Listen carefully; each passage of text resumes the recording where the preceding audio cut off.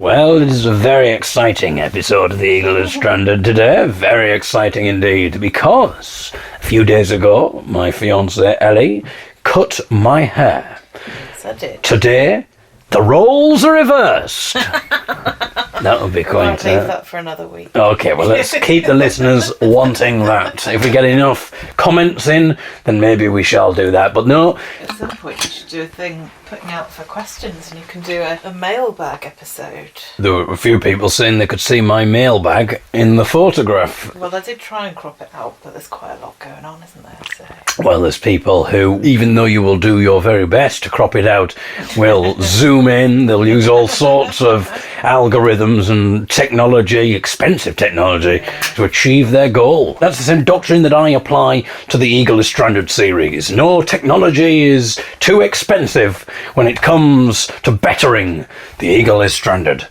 So today's dollop, I think, is going to be a nice... Today's dollop, indeed. Another blooper there. And that's going to sound really weird if anyone doesn't know what the dollop is. I've just been talking about my mailbag. But I'll let you do your own research on that one. But today's The Eagle is Stranded episode, I was thinking of doing a walk. But then I thought, maybe something a little bit different. Spice things up a little bit.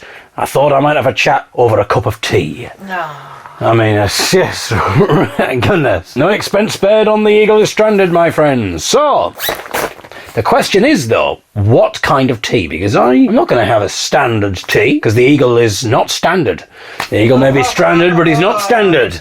And no, he's on it now. I'm on it now. I have to be honest with you. I've just been doing a video for the Lost Comics video channel, and that will be released in the next couple of weeks. And I was doing a song on the piano. It took a lot out of me creatively. I've done all of that, and then I realised I still needed to do the episode of The Eagle is Stranded because I'd spent a lot of creative energy. I then felt I've got nothing to give the dollop. The Eagle is Stranded. Oh, God. I think I've proved that already. So basically, I don't even know why I was talking about this. Oh yes, but as soon as I came up with the Eagle is not standard, the Eagle is stranded line, I rose to my feet and I realised I'm back in the game. I'm back on. And when I say I'm back on, I am not likening myself to French pig meat. Okay. Oh dear. Oh dear, indeed. Still 2 weeks to go before Boris will set us free.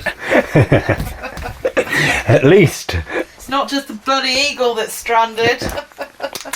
So, as I was saying, I'm not going to have a standard cup of tea. We have a whole selection. If you listen to the Young'uns podcast episodes, then you will know that we like our herbal teas. On the Young'uns podcast, we have a feature called Herbal Tea of the Week. It has a jingle. I might even do the jingle. My goodness. I'll sit by the piano while Ellie puts the kettle on. We all have our roles here. You're getting a look right now, David. If you're wondering what's going on there, you've just switched on the audio description feature. A lot of the time when we watch television, it has audio description. For those people who don't know what audio description is, it basically describes for any blind people what's going on the television. You have to... Sorry, don't know what the heck's going on there? I don't know, some ad for Tesco. Now more than an ad for Tesco. I knew this was happening behind my back. I've always tried to keep the Eagle as standard. Is stranded. The Eagle is not standard. I've always tried to keep the Eagle is Stranded free from sponsorship, but I knew that Ellie was getting emails from companies trying to, and she just put an advert at Tesco on there. Don't shop at Tesco. There. Counterbalanced it, Tesco. You will not win. Anyway, I feel like we're on 3 different threads here. What was I saying? No, Herbal Tea of the Week, but I was saying something else just a second ago. Oh. Before that. The audio description. Oh, yeah. Audio description, of course. People will be shouting at home. Audio description, David. It was sounding like such a brilliant anecdote you were about to give us. So the thing with audio description is it'll obviously describe what's going on, but sometimes, because there's a lot of action going on in the film, it can't describe it after the event. So sometimes it'll describe it before the event, which is a bit weird if you can't see and you are using the audio description, but it's even weirder if you can see and the thing hasn't happened yet, especially if it's like a horror thing or a dramatic thing. The man walks up to him. The man doesn't see him. The man then pulls out a gun, and unbeknownst to the other man, before he can react, he is shot in the head. And then a couple of seconds later you'll get and then the man is finally shot in the head. I have to say that was a very gripping episode of How Clean Is Your House? And the answer is not very clean, because there was blood all over the place. So someone just had their head shot off. But anyway, well, I don't know why I was talking about audio description. Oh, because Ellie did some audio description. Audio described my goodness. I mean, I might get to a stage where we continue to talk. We never actually put the kettle on. We don't have the herbal tea. And that is tomorrow's episode. This could just be the preamble to the cup of tea. Because many people would say, you've given us enough already, David. Not necessarily in a positive way. Frankly. Well, let's head out. Let's find a herbal tea. See what there is. Okay, what were you thinking? Well, I'm just going to select out all the ones that are caffeine free. Yes, I can't have caffeine really after 3 o'clock because... Imagine what it's like generally if you then add a caffeine and he's trying to sleep. I'll never be able to get to sleep. Jesus. Jasmine tea? As long as she stays 2 meters away. Hello, Jasmine. Yeah, you sound a bit like Bramble from yesterday. Anyway, what about jasmine? Well, there's a jasmine tea, which is a jasmine green tea, so you could have that if it's the frosted fruit cake. So what I'm going to do now is the idea of herbal tea of the week. Well, let me explain if you've not heard the podcast before. Yes, but I will have that, Ellie, so if you would like to start making that. So, this is the jingle I'm doing now. Yes, you're thinking, what the hell's going on now? This is the jingle for the Young'uns podcast feature, Herbal Tea of the Week, which we've done probably 3 times in the last year, in 3 monthly installments. Some folks like plain tea, others like tea herbally, but this is the feature that reviews herbal tea verbally. We'll give it a smell, we'll give it a drink, and then we will tell you what we think. Herbal tea is the subject on which we will speak in our exciting feature, Herbal Tea of the Week.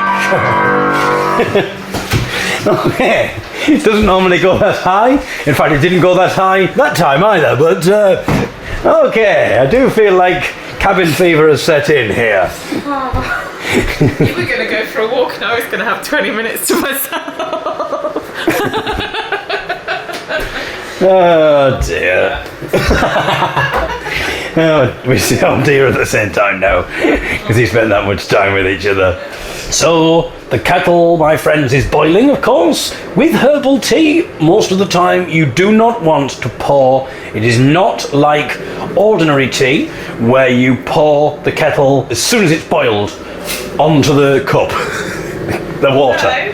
What? This one, But is this one defeated? Is this one? This one says 1 spoon of loose tea per cup, 100 degrees C, and brew for 3 to 5 minutes. My goodness. Well, that goes against the grain from a lot of herbal teas, but that is why it is important to always follow the instructions when it comes to herbal tea. Right, are you ready for the water to go on? Oh yes, sorry, I do apologise. As you heard in the jingle, we'll give it a smell, we'll give it a drink, then we will tell you what we think.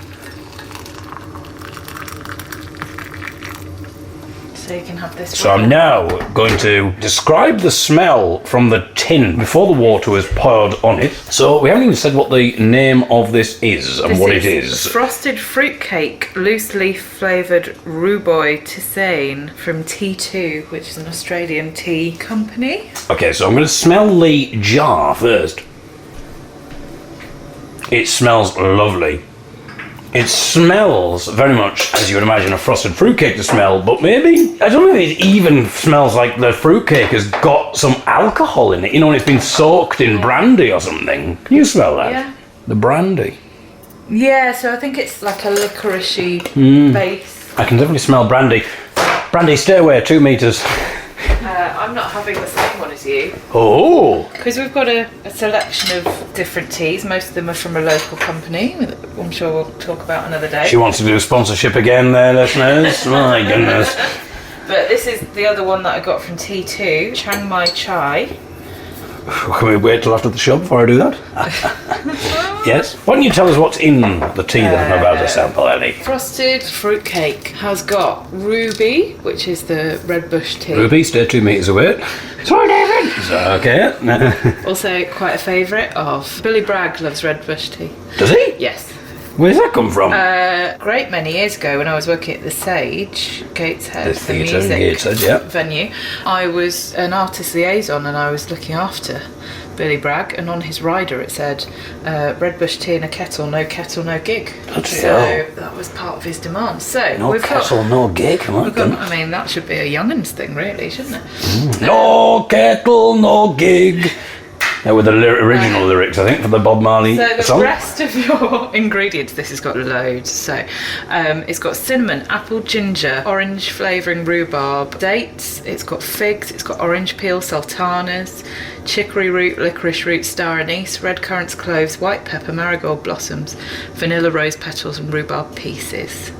So, Bloody hell. yeah. Are you meant to have it with the water? Or does it say to add some milk or oat milk? It doesn't say anything, it just says it's a base of ruby to start and added a merry mix of cinnamon, sultanas and rhubarb to warm up the cockles and bring out the festive spirit. I've had it with a bit of oat milk before and I quite like that, but then I quite like putting a bit of milk with these things and you don't always like it, so we could try it We could try it. without. We can try a sip without, then we can try it with, and we can compare and contrast. And let me say, listeners, that's a good way if you want to really be a connoisseur with your teas and really experiment with your teas. Do it like that. A little pro tip for you.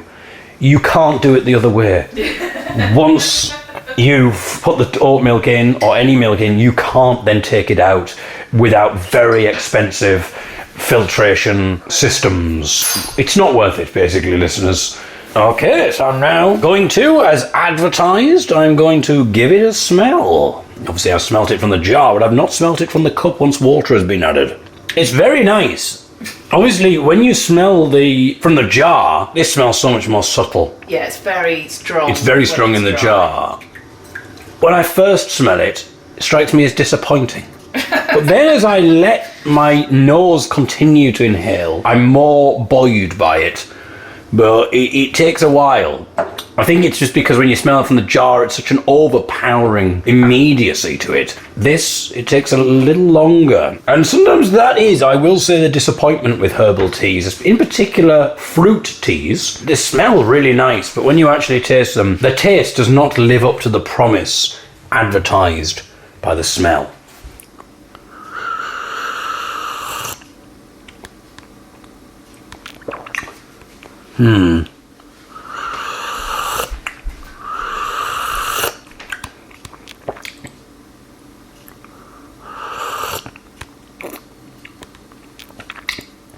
Yeah, I have to say, that just tastes like a fruit tea, which is very disappointing when you consider what it promised, as I say, what the smell promised. Well, what happens when We're going to add some oat milk now, and I just really hope that's going to spice this up, because sometimes oat milk or milk can just bring so much out of a tea, and it's not just that the oat milk colours it, it's that the oat milk brings out a character, a latent character that has, for some reason, not manifested itself sans oat milk.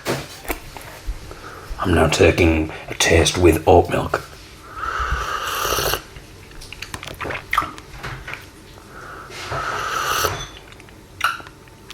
It's nice, but I'm saying that all that happens is the oat milk improves it because of the inherent taste of oat milk.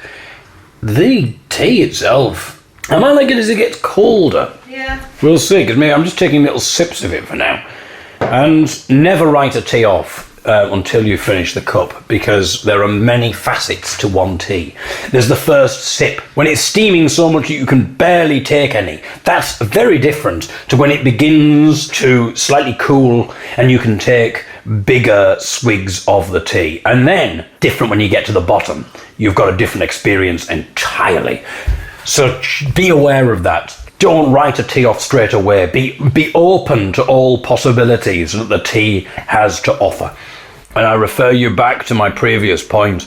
Now that I've let this cool a little and I'm able to take bigger swigs, it's starting to bestow more upon me. It's a much more positive experience. Good. Anyway, thank you for listening. I'll be back tomorrow.